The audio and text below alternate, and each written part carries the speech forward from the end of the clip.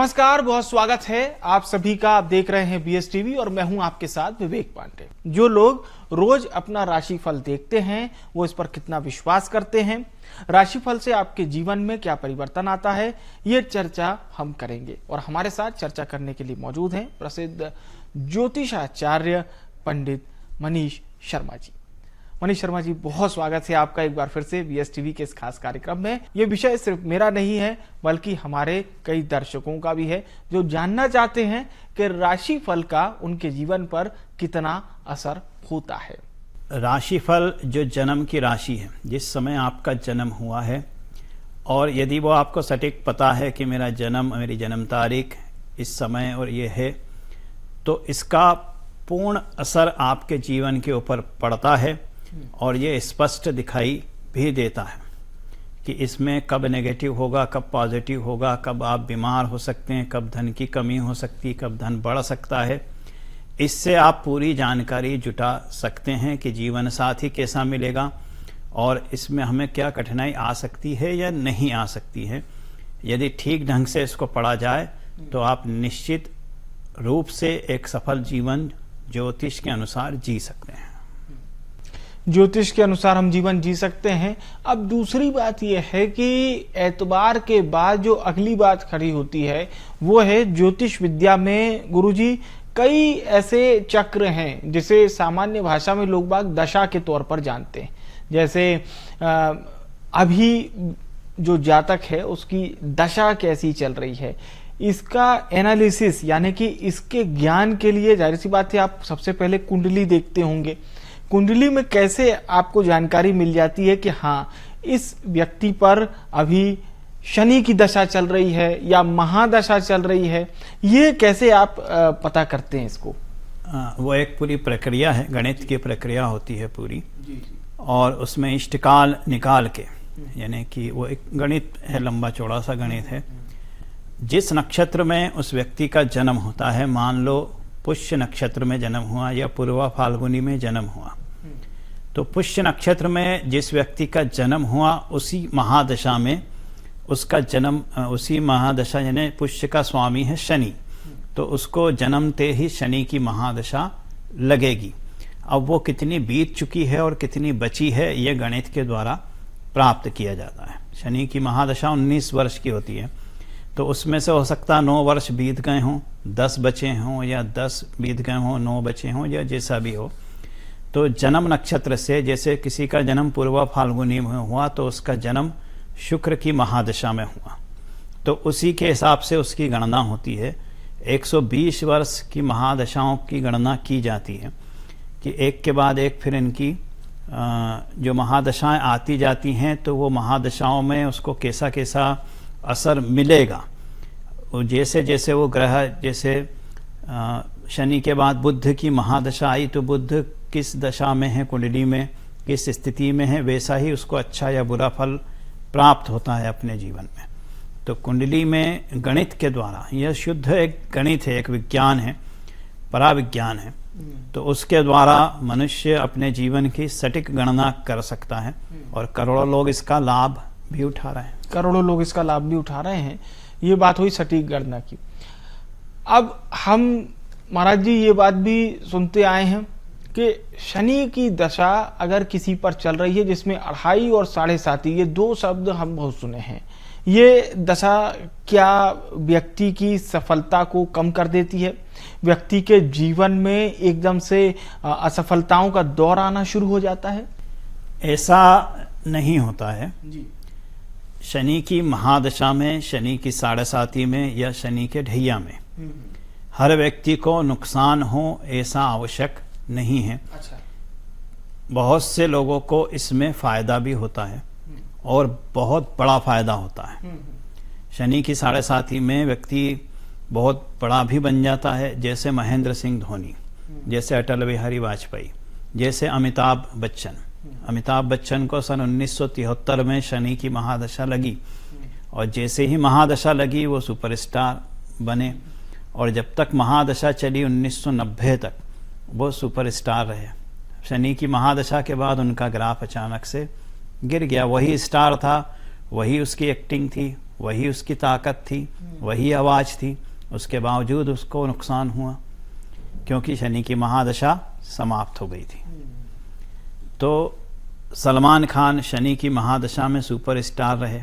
वो किसी भी तरह का सिनेमा बनाए वो 100 करोड़ 200 करोड़ कर लेता था। महादशा समाप्त हुई, उनका कैरियर समाप्त हो गया। शनि की महादशा संजय दत्त को भी थी और जैसी वो महादशा लगी उन्हें जेल जाना पड़ा। तो शनि की महादशा हर किसी के लिए नुकसानदायी हो ऐसा आवश्यक नहीं होता है। ये शनि किस कंडीशन में कुंडली के अंदर है उसके अनुसार वो फल प्रदान करता है। ऐसा ही 7.5 में होता है। जैसे महेंद्र सिंह धोनी को शनि की 7.5 लगी, वैसे ही वो देश के अन्य खिलाड़ियों से वो कमज़ोर थे, फिर भी वो कप्तान बन गए और उन्होंने वर्ल्ड कप भी जीते और सब कुछ किया। जैसे महादशा समाप्त, जैसे ही 7.5 समाप्त हुई तो उनका कैरियर अचानक से समाप्त कर दिया गया, जबकि वो एक सफल और सक्षम कप्तान रहे। तो इस तरीके से शनि बुरा ही हो सबका ऐसा आवश्यक नहीं होता, इसमें बड़ी सफलताएं भी मिलती हैं। अच्छा, मैंने देखा है कि लोग मोटिवेशनल किताबें पढ़ते हैं, मोटिवेशनल लेख पढ़ते हैं और वीडियोस देखते हैं, लोगों से सकारात्मक बातें करते हैं। इन सब के बावजूद भी उनके जीवन में सकारात्मकता नहीं आती है और वो फिर ढूंढने लग जाते हैं वजह कारण। क्या उन पर भी कुछ असर चल रहा है ग्रह दशा का? ग्रह दशाओं का असर ऐसा कोई व्यक्ति नहीं है जिसके ऊपर नहीं होता है।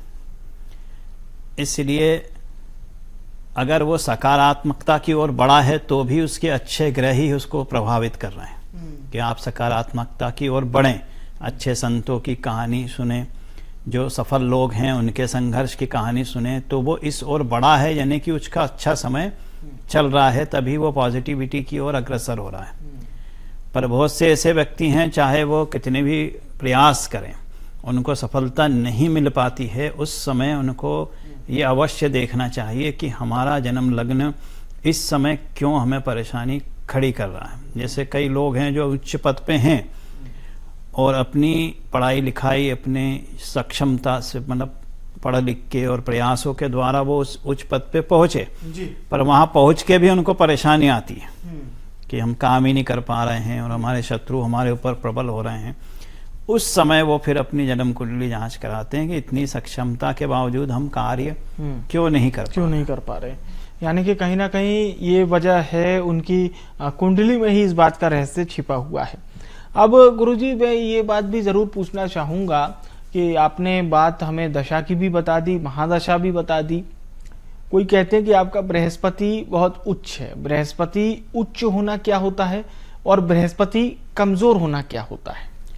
बृहस्पति उच्च का मतलब यह है कि जब बृहस्पति कर्क राशि में गोचर करता है तो उसको उच्च की स्थिति मानते हैं कि बृहस्पति उच्च राशि में स्थित है। एक मंडल होता है आकाश में, आकाशदीप में एक मंडल होता है, उसको भा चक्र कहते हैं। तो भा चक्र में जब हम उसका निर्माण करते हैं, भा यानी अंतरिक्ष, उस चक्र का हम निर्माण करते हैं तो मैथमेटिकली ये प्रूव हो जाता है हमारे इसमें कि जैसे शनि स्वामी हैं मकर और कुंभ राशि का, तो वो भा चक्र में मैथमेटिकली ये प्रूव है कि ये केवल मकर और कुंभ का ही स्वामी है। ऐसा नहीं है कि कुछ तो भी हमने स्वामी बना दिया। जैसे सिंह राशि का स्वामी है सूर्य, एकमात्र ऐसी राशि है सिंह जिसका स्वामी सूर्य है, उसके कोई अन्य नहीं है। तो वो मैथमेटिकली है, ऐसे नहीं है कि हमने हमारी इच्छा से सोच के बोल दिया कि सिंह राशि का स्वामी सूर्य, ऐसा नहीं है। मैथमेटिकली वो पूर्व है। भा चक्र का यदि आप मैप बनाएंगे तो वो उसमें प्रूव होगा कि 360 डिग्री का पूरा ये चक्र है और इसमें 27 नक्षत्र हैं। उन 27 नक्षत्रों के 4 चरण हैं, तो 27 चौक 108, तो ये पूरा अंतरिक्ष 108 का हुआ चरणों का। इसलिए 108 को महत्वपूर्ण संख्या मानते हैं कि पूरी संख्या उसी में चलती है। 108 को यदि हम जोड़ेंगे तो 9 संख्या बनती है, तो ये 9 की संख्या भी इसलिए महत्वपूर्ण मानी जाती है। राम जी का जन्म 9वीं पे हुआ, जैसे इसलिए राम नाम सबसे ज़्यादा पवित्र माना जाता है, उसके जाप से उतना ही फल प्राप्त होता है। तो ये जो भा चक्र है 360 डिग्री 3 6 9 और उसका आधा करें तो 180, तो 8 और 1 9 27, 2 और 7 9, उनके 4 4 चरण तो 108, 27 चौक 108, 1 और 8 9। तो इस प्रकार से ये 108 जो होते हैं चरण, उनकी डिग्रियां बटी हुई हैं कि 3.20 डिग्री का एक चरण। तो ऐसे करके जो होते हैं पूरे अपने 108 चरण जो होते हैं वो फिर मिला के 360 हो जाते हैं। तो इस प्रकार से जब ये पूरी गणना होती है, उसमें जब भा चक्र में हम गणना करते हैं तो देखते हैं कि गुरु जब कर्क राशि में होता है तो वो अपनी उच्च स्थिति पे होता है, उसमें भी कुछ डिग्रियां उसको चाहिए होती हैं, तब वो उच्च का कहलाता है, अन्यथा मित्र राशि का। ऐसे ही हर ग्रह का, जैसे मंगल को इसमें मकर राशि में उच्च का मानते हैं, सूर्य को मेष में मानते हैं पर उसका स्वामी सिंह है, पर उच्च का मानते हैं उसे मेष में। शनि को उच्च का मानते हैं तुला में जी। तो ये सब उस गणित के हिसाब से डिसाइड किया गया है, अपनी मर्जी से किसी ने ऐसे ही नहीं बना दिया कि ये उच्च का इसमें है, ये उसका उसमें है, ये उसमें है। अब ये दृष्टि क्या होती है? कोई कहते हैं कि ये आप पर जो है वक्री दृष्टि है, कोई कहते हैं कि अभी जो आपका गुरु है वो बिल्कुल सही दिशा में है, सही लग्न में है। ये भी सवाल लोग बाग पूछते हैं, ये होता क्या है? या लोगों को इसका कई बार ज्ञान नहीं होता है, फिर वो कहते हैं कि भाई हमारा तामसिक में बहुत मन लग रहा है, फिर वो कहते हैं कि अच्छा शुक्र तुम्हारा अच्छा है। ये कहीं से सुनी सुनाई बात लोग रिपीट कर देते हैं। इसी में मैं पूछना चाहता हूँ कि शुक्र अच्छा होने से क्या मतलब आशय है? ब्रह्मांड में, अपने जो ब्रह्मांड है पृथ्वी का, उसमें 7 ग्रह हैं। राहु और केतु छाया ग्रह हैं। इस प्रकार से 9 ग्रह होते हैं। इनमें से शनि, मंगल और बृहस्पति, ये 3 ग्रह जो हैं इनकी सीधी दृष्टि होती है। जैसे मैं यहाँ से आपको देख रहा हूँ तो मेरी आपसे परस्पर सीधी दृष्टि है, बिल्कुल है ना। तो इसको कहते हैं दृष्टि। तो बृहस्पति, मंगल और शनि को छोड़ के सभी ग्रह सीधी दृष्टि में देखते हैं। शनि तिरछी नजर भी रखता है, इसलिए कहते हैं ना शनि की वक्र दृष्टि यानी तिरछी दृष्टि पड़ गई, तिरछी नजर भी है। तो शनि जहां बैठता है वहां से 3रे, 7वें और 10वें ऐसे स्थान को देखता है। जैसे मैं यहाँ बैठा हूं तो मेरी इधर भी नजर है, इधर तो है ही और इधर भी है।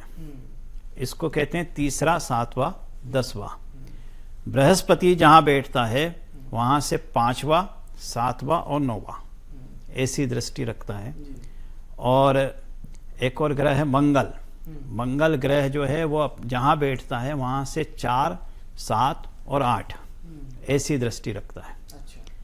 तो वो जहां हैं, जैसे मान लो कि वो आय स्थान में हैं तो वो नीचे सामने सीधी दृष्टि रख रहा है संतान स्थान के ऊपर। तो जब उसकी महादशा आएगी मंगल की या किसी भी ग्रह की, जो 7वीं दृष्टि तो सभी रखते हैं, तो वो आय को तो अच्छा या बुरा करेगा ही, साथ में संतान के ऊपर भी दृष्टि रखेगा तो उसको भी अच्छा बुरा करेगा। इसको कहते हैं दृष्टि। और जो शनि और अन्य जो ग्रह है गुरु, वो अपने 3, 7, 10 को करेगा शनि, 5, 7, 9 को करेगा बृहस्पति, 4, 7, 8 को करेगा मंगल, और बाकी सब 7वें को सीधे सीधे करेंगे। राहु केतु की कोई दृष्टि नहीं होती। कोई विद्वान मानते हैं, कोई नहीं मानते हैं शास्त्रों के अनुसार। ऐसे ही बृहस्पति जब कर्क में हो, जो हमने डिसाइड किया मैथमेटिक्स के हिसाब से हमारे विद्वानों ने पूर्व में, तो वो अगर कर्क राशि में है तो उच्च का है, सूर्य मेष राशि में उच्च का है, शनि तुला राशि में उच्च का है, और उसमें भी एक पर्टिकुलर डिग्री चाहिए। चंद्रमा वृषभ राशि में उच्च का है, और अगर वो वृश्चिक राशि में है तो नीच का है, नीच राशि में स्थित है, यानी वो पावर लो है उसका वहाँ पे। तो इस प्रकार से ये सभी ग्रह नक्षत्रों में भ्रमण करते हुए, उसका पूरा एक गणित है, सूर्य सिद्धांत, उसका एक बेसिक मैथमेटिक्स है, अन्य और भी बहुत सारे ग्रंथ हैं, उसको अध्ययन करके पुराने ऋषि मुनियों ने पूरे ब्रह्मांड को आंवले की तरह अपने हाथ पे रखकर उसकी गणना की हुई है। तो इस प्रकार से हमारा गणित और जो पृथ्वी पर मनुष्य रहते हैं उनका, उन ग्रहों का विशेष प्रभाव उस पर होता है, चाहे वो पृथ्वी पर किसी भी देश में रहता हो। बहुत बहुत बढ़िया वर्णन आपने किया है और मैं समझ सकता हूँ इसमें वर्षों का विद्याजन भी है।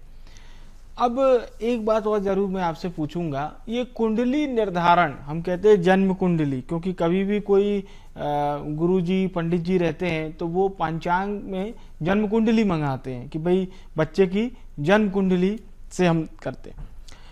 गणना का रोल कितना अहम है? मान लीजिए हम 1 से 2 सेकंड पर चूक गए समय में, तो कुंडली एकदम परिवर्तित हो जाती है? बिल्कुल हो जाती है। यदि 2 सेकंड का भी अंतर हुआ किसी भी कुंडली में तो कुंडली परिवर्तित हो जाती है, जो कोई विद्वान ही उसको समझ सकता है। सामान्य नजरों से हम देखेंगे तो 2 जुड़वा बच्चे जिनमें 5-7 मिनट का अंतर होता है, उनकी कुंडली भी एक ही जैसी दिखाई देती है। पर बहुत बारीक नजर से यदि देखेंगे तो उनमें वो परिवर्तन नजर आता है, वो हमको डिग्रियों में दिखाई देता है। तो वो डिग्री देखने वाला, जो पढ़ने वाला जो व्यक्ति होता है, वो पकड़ लेता है कि ये दोनों डिफरेंस क्या है। अच्छा, ये मतलब अंतर आ जाता है।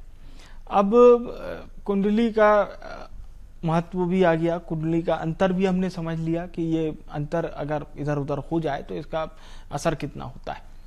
विवाह में कुछ लोग कहते हैं कि विवाह में कुंडली का अगर मान लीजिए मिलान नहीं हो पाए, और हिंदू धर्म में बिना कुंडली के मिलान के विवाह होता भी नहीं है। अगर हम पूरा पारंपरिक विधि से, पौराणिक विधि से अगर हम विवाह करते हैं तो ऐसा भी होता है कि अगर आपने मान लीजिए मिलान नहीं हो रहा है और किसी कारणवश आपने जबरदस्ती विवाह करा दिया, तो इसका प्रतिकूल असर भी देखने को मिल सकता है? बिल्कुल मिलता ही है, और वर्तमान समय में तो बहुत ज्यादा मिल रहा है कि कुछ ही दिन रिश्ते निभ पाते हैं। कुछ चीजें हालातों के ऊपर भी डिपेंड होती है कुंडली के अलावा। जैसे हमारी माताएं हैं और उनकी जो माता हैं, तो हमारी माता का जन्म आप 1950 से 60 के बीच आप समझिए, तो उस समय एक शिक्षा दी जाती थी स्त्री को कि आप जिस घर में जाओगे वहीं से अर्थी उठना चाहिए। तो वो कई प्रकार के दुख सह के भी उस घर में रहती थी, उसके लिए और कोई ठिकाना था ही नहीं। माँ बाप भी ऐसे होते थे कर्तव्यनिष्ठ कि वो कहते थे अपने घर जाओ। उसके बाद की जो पीढ़ी आई वो भी थोड़ी इसी प्रकार की थी। जो हमारी पीढ़ी है, यूं समझ लीजिए कि हमारी भी जो पत्नियां हैं उनकी भी यही सोच रहती थी कि जिस घर में मैं जाऊंगी चाहे वहाँ कितना भी दुख हो, मुझे वहीं पे रहना है। बहुत कम ऐसा होता था कि तलाक हो। हमारे हिंदू धर्म में तलाक शब्द नहीं है, नहीं है। त्याग, ये उर्दू का शब्द है, ये उर्दू का शब्द है। और त्याग होता ही नहीं था, पत्नी द्वारा तो कभी भी नहीं होता था त्याग। हमारे शिव पुराण में, भागवत पुराण में ऐसा वर्णन है कि पति यदि शराबी भी हो और किसी भी प्रकार का वो हो, उसके त्याग का कोई नियम नहीं है। अब जो नई पीढ़ी है ये आर्थिक रूप से सक्षम है, लड़कियां भी, और सेंसिटिव नहीं है, किसी भी चीज को सहन करने की उनकी आदत नहीं है। क्रोध बहुत बड़ा चढ़ा हुआ है, गर्व बहुत बड़ा चढ़ा हुआ है, तो वो किसी भी बाधा को, रुकावट को, नियम को सहन नहीं करती। तो ये हालात भी हैं। अच्छा। कुंडली मैच के अलावा कि कुंडली तो आप मैच कीजिए ही, इसके अलावा जो उनको शिक्षा मिली है, स्त्री पुरुष दोनों को, केवल स्त्रियों का दोष है ऐसा नहीं, पुरुषों को भी, लड़कों को भी, कि वो किसी भी बात को सहन नहीं करते हैं। सिनेमा ने कुछ बिगाड़ा कि ऐसी सिनेमा आई बीच में कि किसी अमीर लड़की को ले आओ ब्याह के और फिर जीवन भर ऐश करो। तो इस प्रकार की सोच जी लड़कों में बन गई कि हमें तो काम करने वाली ही लड़की चाहिए। पता नहीं उन्हें कितना पैसा चाहिए सरवाइव करने के लिए, कि तो साधारण सरवाइव तो यूं भी हो जाता है, करोड़ों कमाते हैं। तो ये मतलब जो सोच है और जो ये इतना खराब समय हो गया कुछ लोगों की वजह से, ये पाश्चात्य संस्कृति इस पर हावी हो गई है। अवश्य पाश्चात्य संस्कृति का ही असर है, और कुछ छूट मिली हुई है हमारे समाज में भी। पहले ये एक विवादित विषय है कि हमारे समाज में स्त्रियों की पूजा होती है, स्त्रियों को जो सम्मान है हमारे समय में क्या, अभी भी कुछ साल पहले की ये बात है, 10-20 साल पहले भी जी। कोई भी स्त्री यदि खड़ी रहती थी तो उसको, जो भी व्यक्ति बैठा है वो उठ जाता था, उसको ससम्मान बिठाया जाता था कि आप बैठ जाओ। अब ये नहीं होता है, और हमारे समाज में स्त्रियों की पूजा होती, पर स्त्रियों ने ये हक मांग लिया कि हमें पुरुषों के समान हक दो। तो पुरुषों के समान हक मानने से उनका ग्राफ नीचे आ गया कि अब जब पुरुष खड़ा रहता है तो तुम भी खड़े रहो। अच्छा, तो ये बिल्कुल आपने बहुत इसका अच्छा वर्णन भी किया और हमारे दर्शकों को बताया भी। कहीं ना कहीं आपके द्वारा दिए गए ज्ञान और सलाह से उनके जीवन में भी परिवर्तन आएगा। और ये एकाकी तौर पर आप समझिए इस बात को कि ज्योतिष विद्या गुरुजी के लिए विद्या है, लेकिन आपके लिए ये जीवन का वो पहलू है। ठीक है, आप अपने पंचांग को पढ़ नहीं सकते, समझ नहीं सकते। ये वैसा ही है जैसे कि मेडिकल रिपोर्ट्स को हम पढ़ नहीं सकते, उसके लिए डॉक्टर होता है। तो ऐसे ही आपके जीवन की रिपोर्ट्स जो होती है, इंटरनल रिपोर्ट्स, जिन्हें आप समझ नहीं पा रहे, पढ़ नहीं पा रहे, उसके लिए गुरुजी हैं, कई ज्योतिषाचार्य हैं जो आपका ज्ञानवर्धन करते हैं। और हमारे दर्शकों का ज्ञानवर्धन करने के लिए बहुत बहुत धन्यवाद गुरुजी आपका। और आपको हमारा ये प्रोग्राम कैसा लगा ये हमें ज़रूर बताइए, और आने वाले समय में गुरुजी से आप क्या सवाल करना चाहते हैं ये भी हमें ज़रूर बताइए। तब तक के लिए आप सबका बहुत बहुत धन्यवाद गुरुजी।